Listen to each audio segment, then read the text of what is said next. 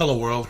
It's me again. I gotta hit you with a part two because a friend of mine made a point, and honestly, the reason I didn't do it in the first video is I was kind of worried about time and I didn't want to run long. But he noted to me, he's like, "Look, man, it was interesting, but there are no solutions in the thing, and it just feels incomplete. So there's not really much to comment on." But I didn't really mean to make that for solutions because the whole idea was to give you a perspective on policing outside of race. So the way I look at it is very simple. There's the issue of policing, which they have a fundamental function, which, as I said earlier, is to suppress and to control. But that's to do that to really any population. The issue comes into the severity of racism in the U.S. And that then goes into its histories of slave patrols turning over into into the modern day police force, but also even the Second Amendment, which was directly stated for the militia, which is supposed to be the military, and thus it is allowing you to have a military, and they read into it personal rights later, but you can look up Supreme Court precedents on that yourself. But either way, that like all of that history is kind of tied to the severity of racism in the United States. So it is thus a problem with two parts. There is the first part of policing, which is the act of policing a community, which, we can see yesterday. And then there's the issue of racism in the United States. Now, the reason why I also want to separate this is because racism is larger than policing.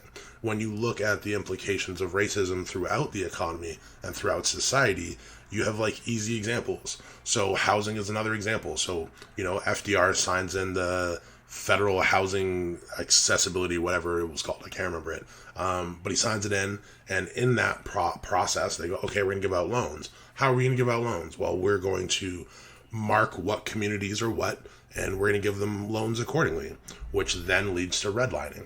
So the reason why you can look at that line of things is it's the creation of a new type of power, which is the power to grant loans and provide access to capital, and then how that power is utilized, in which we are going to segment parts of society and we are going to actively and explicitly not give them access to capital, whereas other parts and other places and other types of people will have access. And then we can see how that plays out and what ends up becoming the outcomes of that however many years later. So that's kind of why I wanted to make that distinction, is because policing on itself shouldn't be done the way it is to any population. A police that is that militarized is inherently going to be violent. A police force that is tied to white supremacist groups. If you want another example, I gave you the Michigan cop earlier, but if you want another example, an easy one is to look up the case of the first 8 black police officers in Atlanta. I'm not even going to give you any of it. Just like, understand the Klan started around the corner. All right. But when you look at cases like that, it is very simple to see how that type of power is then utilized in a particular way against a particular community. So the power is policing, but then how it's utilized in a racist system is then another thing you can analyze. But it's important to split those apart, because then you can then start to have conversations about, okay, what are solutions?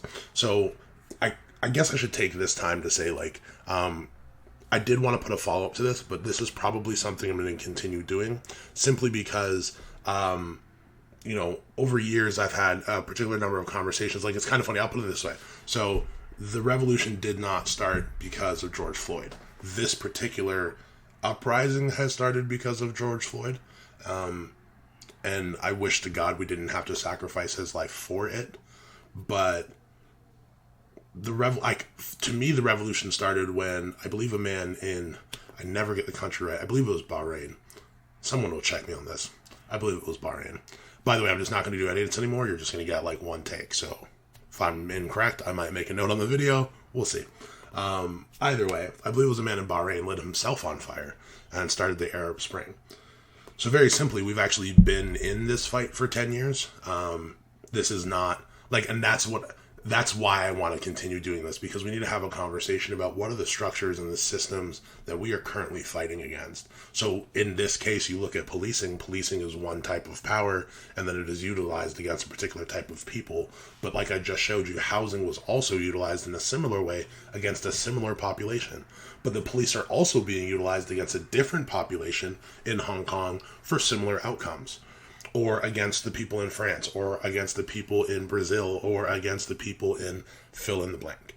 And that is something I feel we need to start to realize and really start to analyze, but we can only do so by taking a step back from our own individual context, putting these issues into systemic and structural understandings, and then looking around at where else this has played out, look at where they've done well, where they've done poorly, and how we can implement best case scenarios. So to say that, I guess, like I said, we're going to talk a little bit about solutions.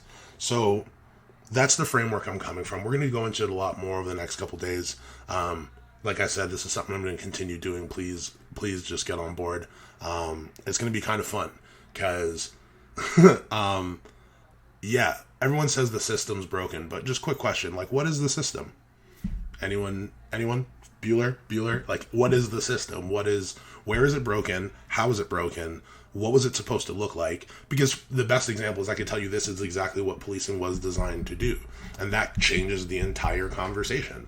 Because if this is what policing was designed to do we then just need to not design a new system? We're being like, oh, we can fix this. You're like, no, it's doing what it was supposed to do. It was built to persecute a particular audience. I'm sorry, it's working as designed. So we need a new design. The answer is simple. And I think that applies to a lot of our systems. So, yeah, you know what I mean? Like, what is the system? How is it broken? Where is it broken? Why is it broken? How do we fix it? What's the new model? All of these questions I'm going to kind of, I'm going to address. I've been, I always hated social media. I always hated being out in fountain like this. But I've been working on, like, I was like, oh, I'm going to publish a book. No one reads a book anymore. So we're going to have a conversation. And also it allows for a little bit of a back and forth. Either way, like I said, we're going to talk about solutions, so I guess I should give you what my solution is. And I want to go back to the creation of it, because, like I said, it was a very explicit creation, and an explicit decision to persecute, to segment, to marginalize, to control the bodies of a particular audience. So the solution itself should be just as targeted. So my solution is fire everybody. Literally. Like, fire every single officer in every single police precinct across North America. Every single one of them. Every single one. For two reasons. One, current levels of policing is too high. So we already understand, and I think we can all appreciate, that the militarization needs to go. The amount of weapons and toys, as they would call it, that they have needs to go. If you don't know what asset forfeiture, I think it's asset forfeiture, federal seizure, asset forfeiture, I think is the search term. Look that up and you'll see how they literally just like, no, that's our money now, thanks, gone. All of those things that make policing into excess need to be addressed. But the underlying thing about it is you just need to, like, bring them down from wherever they are now to like 20% police force, because there's just too many of them. So how do you do that? And actually, okay, I had this metaphor that was running through my head, so I just want to, like, give it to you really quickly, because it's kind of how I'm approaching it, and why I want to do this, and, you know, why my solution honestly does, like, why I highlight it as a little bit more than just this individual instance, and it is more about the structure. So let's say we're playing a game of poker. So if we're playing a game of poker, you know, we each have an ante, we know what the hands are, we try to play our game, play the cards we're dealt, and we try to win and accumulate what we would call wealth. So this poker game started with me having no chips, you getting a ton of free chips from the government, land grants, them deciding that your 2-pair beats my full house, your ante being nothing and my ante being 100. And we've been playing for 400 years, and I already owe you a ton of money, and you've built up a nest egg of wealth throughout your family. So then this happens, and you're like, oh, it's okay, it's okay. I'm going to give you 100 chips. Well, okay, but like my ante's 100. So that puts me nowhere. And your 2 pair still beats my full house. So I'm still going to lose every game we play. Because it doesn't matter if I have better cards. You're still probably going to win. So the reason I highlight this is I don't want your chips. I want to change the rules of the game. And by changing the rules of the game, we can actually start to have more equitable outcomes. So fire every cop. Because that's the only way to reset the game and start from scratch. And then you set a number where you're like, okay, we don't need as many as we had. Let's set it at 25%. We're going to bring back a quarter of the police force. Okay, well, and we're going to get into this. As I said, I'm going to start having more conversations. And the next thing I'm going to do is actually set up the framework, because I'm going to reference things that like, I'm going to explain later. But something that is critically important is like direct, like authority, like the ability to like understand where power comes from. And we give the police power by way of the state. So the police power, and this is why it is so upsetting when you see them killing citizens, because they are a function and an offset of our own power. Your power doesn't come from anything other than the population who has given their will to be governed. That is it. So that is why when you see it uprising, it's against, as what Trevor Noah called it, that social contract. That is the explicit social contract that we have signed to. But either way, fire them all. And then what do you do afterwards? All right, well, first you bring back the military from like all of its foreign excursions, because that is also kind of part of the problem, because the way you police your own population is kind of the way America polices the world. But we can have that conversation another day. Although, like, as pissed as you feel, just like think of how pissed some Yemeni kid is, and we'll have some conversations later. But like, let's address the problems that are in front of us, granted. Either way, you bring the military back for another function, because you have fired all of the police, and anarchy would immediately take place. So this is where it gets into a little bit of dicey water, because all things aren't bad by virtue of existence. So martial law inherently isn't a bad thing. It is a bad thing in circumstances in which you cannot trust the leadership, because martial law wouldn't, like, if it was inherently bad, it wouldn't be written into legislation as a consideration and legal through certain methodologies. It would just be something that we don't do. The reason it's there is because it does fulfill a particular purpose. So the reason I make that slight detour is because if you fire all the cops, it's a good time for martial law. And not like real martial law, but like, yeah, you have the police around, you can still go about your day, you're doing everything you need, but like, they're just there to maintain peace and make sure people aren't blowing shit up. But the reason this is different than the martial law that is currently being taken, and this is once again where it comes to understanding what the plan is, and what is that long-term goal, and having an understanding of where we're going, and having a conversation amongst ourselves, and reconstructing that social contract in a real way. Because the martial law that is currently happening is being implemented, and it's being implemented by someone that no one trusts, that we know loves power, and that we know will abuse that martial law. And we know it's being done to have no real long-term impact, effect on the problem, or any real outcome from it. So why would you trust it? However, if at the time of martial law being employed, every single cop was fired, all right, we can have a conversation. Because then I understand, all right, this is simply because we are hitting the reset button and it's a refresh. So let's say 6 months. All right, so now all the police are fired and you have a 6-month martial law limit. So now what do you do? Well, the next step is simple. You need to go find the 25% of body count that you want to, rehire. And where do you start? Well, this is like, all right, I was going to jump over this, but this is a really important point.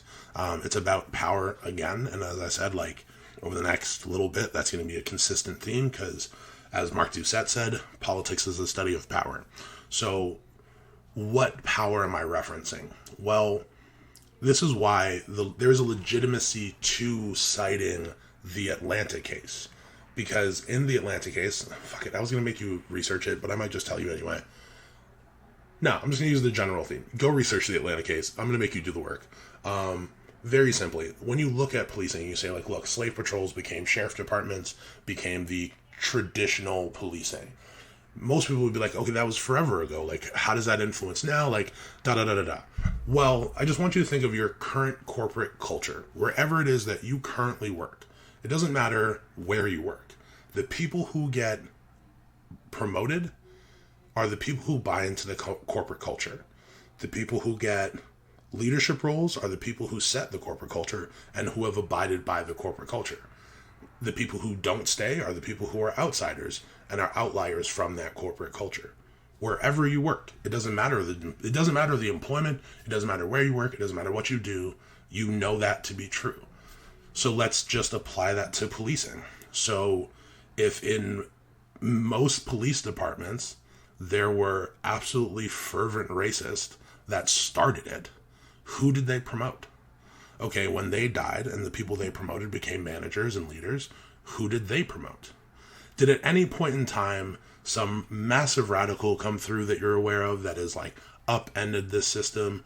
Or the fact that in 1860, which is what, 3 people ago? My grandfather was born in 1918.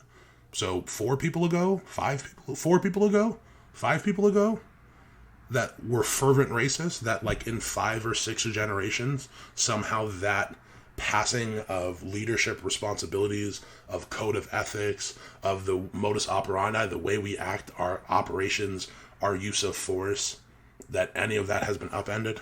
Are you aware of that? Because I'm not. And that's how power instills itself. So you have to upend the system. You have to literally go through and say, okay, we're starting from scratch. So then, all right, once again, you still have to figure out how to build. You have 25% headcount you're trying to get to. Well, very simply, you need to have some sort of public input. So let's get people saying like, hey, look, if you really want to keep your guy, and by the way, this can get dicey because this could just be like really racist places being like, no, we really like our racist mayor.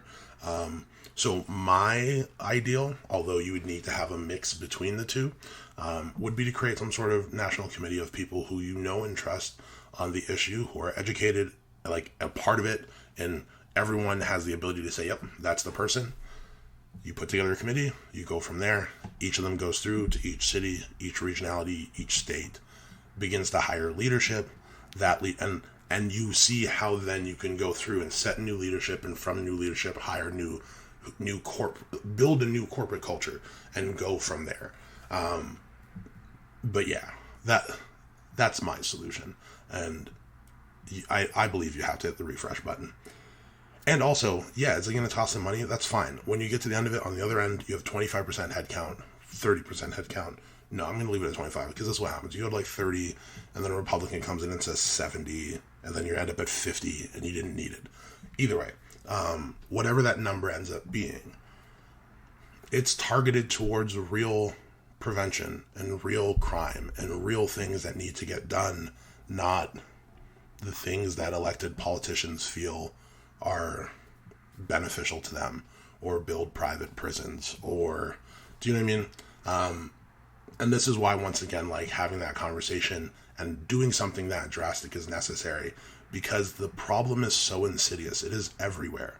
It is not just in policing, which is once again why I separated policing from the racial issue, because go look up okay, I told you about Bobby Sands. Go look at the place he died, and go look into the construction and the way that they retrofitted it to separate them, how they retrofitted it to, divide and to create division. Like, all of those things are being implemented all the time now, and yet we sit there and go, oh no, that was 3 people ago. That was my grandfather who didn't have a son. And I just want you to think about this. The men who killed Ahmaud Arbery were father and son. Like, how else is it translated if not taught? So that is how racism instills itself in policing, and how it's done it so far, and why, yes, there are 100% still a significant portion of KKK members in your local police department.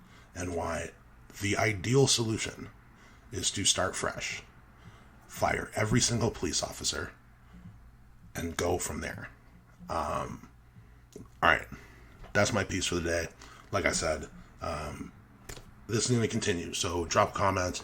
Let me know what you thought.